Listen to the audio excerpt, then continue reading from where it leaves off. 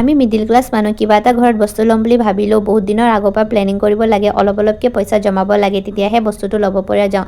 বহুত মাহৰ আগৰ পৰা প্লেনিং কৰি আছিলোঁ। আমি ঘৰটো যেতিয়া বনাইছিলোঁ 2টা ৰুমত টাইলছ লগালোঁ আৰু 2টা ৰুমত টাইলছ লগাবলৈ পইচা নহ'ল, সেইবাবে এনেই প্লাষ্টাৰ কৰি পিনে থৈ দিলোঁ। আৰু টাইলছ লগা মিস্ত্ৰীয়ে টাইলছ লগালে 2টা ৰুমত আৰু 2টা ৰুম লেতেৰা কৰি থৈ গ'ল। বহুত লেতেৰা লাগে দেখি পিনে। বহুত দিনৰ পৰা ভাবি আছিলোঁ 2খন কাৰ্পেট আনি পিনে লগাম 2টা ৰুমত, কিন্তু ইমান দিনৰ পৰা ভাবোঁতে আজিয়ে হ'ল। ঘৰত সোমাই এবছৰ পিছত আজিহে পাৰিম চাগে।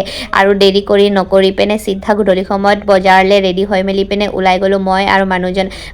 প্ৰথম দোকানত গৈ পিনে সোমালোঁ, তাত দেখিলোঁ কিন্তু পচন্দ নহ'লে। মানে ইনে ভালে লাগিছিলে কিন্তু বহুত পাতলা, আৰু ল'ৰা ছোৱালী থকা ঘৰত ইমান পাতলা বস্তু লৈ পিনে লাভ নাই। সেইবাবে আৰু এখন বেলেগ দোকানলৈ গৈ পিনে পচন্দ কৰি মেলি লৈ পিনে টমটমত দি পিনে ঘৰলৈ পঠাই দিলোঁ, আৰু আমিও ঘৰলৈ আহিম বুলি গুচি আহিলোঁ। ৰাস্তাতে কিন্তু দেখিলোঁ মাকৈ জ্বলাই আছিলে। ইমান দেখি পিনে মনটোৱে খাবলৈ মন গ'ল নহয়, সেইবাবে লৈ আহিলোঁ। তাতে ৰখি পিনে খাবলৈ মন আছিলে, কিন্তু বতৰটো বেয়া হৈ আছিলে। ইমান বৰষুণ কৰিছিলে বাবে ঘৰলৈ লৈ আহি খালোঁ। বাৰু গৰমেই আছিলে, বেয়া হোৱা নাই। বাপেক কষ্ট কৰি পিনে জমা পইচা দি সৰু বস্তু এটা আনো ইয়া ডাঙৰ বস্তু এটা আনো, কিন্তু মনটো বহুতেই ভাল লাগে। আমাৰ ঘৰত চবেই কিন্তু বহুতেই খুচি আছিলে।